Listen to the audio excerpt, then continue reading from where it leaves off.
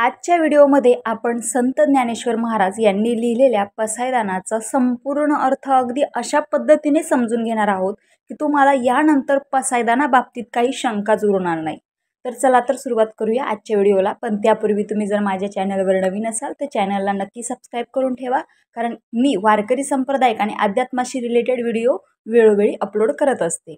ज्ञानेश्वरी ही महाराष्ट्रातील संत कवी ज्ञानेश्वरांनी मराठी भाषेत सामान्य जनांना समजेल अशी ओघवत्या शैलीत रचलेली श्रीमद भागवत गीतेची भावार्थ रचना आहे।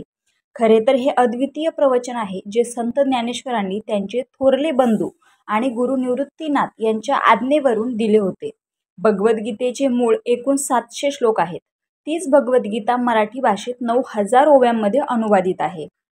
श्री ज्ञानेश्वरांनी मूळ भगवद्गीतेतील अध्याय अतिशय सुंदरपणे आणि समर्पकपणे आपल्या 900 ओव्यांमध्ये स्पष्ट केले आहेत। प्रत्यक्षात ती भगवद्गीतेची भावार्थ दीपिकाच आहे। संत ज्ञानेश्वरांनी या ग्रंथाच्या शेवटच्या ओळी म्हणजेच ज्ञानेश्वरीच्या 18व्या अध्यायाचा समारोप पसायदानाने केला आहे। त्याच पसायदानाचा अर्थ म्हणजेच प्रसाद आहे। चला तर सुरुवात करूया आपल्या पसायदानाच्या सर्वात पहिल्या ओवीने।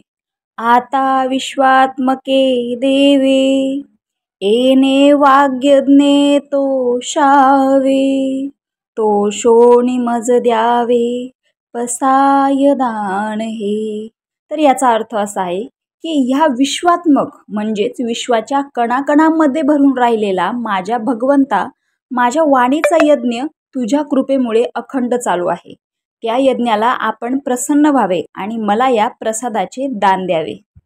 जे खळांची व्यंकटी सांडो, तया सत्कर्मी रती वाढो, भूता परस्परे पडो मैत्र जीवांचे। याचा अर्थ मग ऐक माझे मागणे।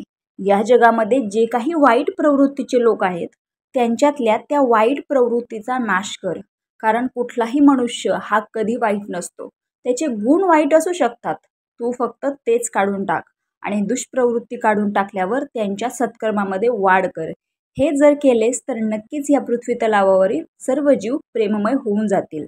भगवंताकडे मागणे मागताना माऊलींना आपल्या वाईट म्हणवल्या जाणाऱ्या मुलाची जास्त काळजी वाटते, कारण प्रत्येक मनुष्य सत्प्रवृत्तीमधून देवत्वाकडे वाटचाल सर्व करू शकतो हा त्यांना विश्वास आहे। दुरितांचे तिमिर जाओ, विश्व स्वधर्म सूर्य पाहो, जो जे वांछील तो ते लाहो प्राणी जात। याचा अर्थ जगामध्ये पाप हे फक्त अज्ञानरूपी अंधारामुळे आहे। हा अंधार नाहीसा होण्यासाठी जगात स्वधर्मरूपी सूर्याचा उदय हो, प्राणी मात्रांच्या मंगल इच्छा पूर्ण होत। इथे विश्वस्वधर्म म्हणजेच हिंदू, मुस्लिम, बौद्ध इत्यादी धर्म नाही, तर माणुसकी हा धर्म प्रतीत आहे।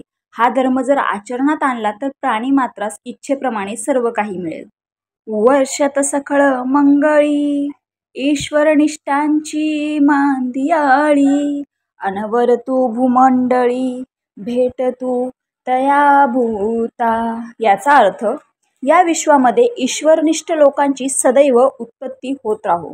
सध्या नश्वर गोष्टीवर निष्ठा असणारी प्रवृत्ती वाढत आहे। धनसंपत्तीला सुख मानणारे लोक नकोत, तर आत्म्याचे चिरंतन सुख मागणारे लोक जन्मास यावेत। चला कल्पतरूचे आरव, चेतना चिंतामणीचे गाव, बोलते जे अर्णव पियुषांचे। याचा अर्थ ईश्वरनिष्ठ लोक म्हणजेच संत हे कल्पतरूचे उद्यान आहेत। चेतनारूपी चिंतामणी रूपी गाव आहे। त्यांची वाणी म्हणजे जणू अमृताचे समुद्रच आहेत। कल्पतरू किंवा चिंतामणी म्हणजेच जे मन इच्छिल त्याची पूर्तता करणाऱ्या गोष्टी।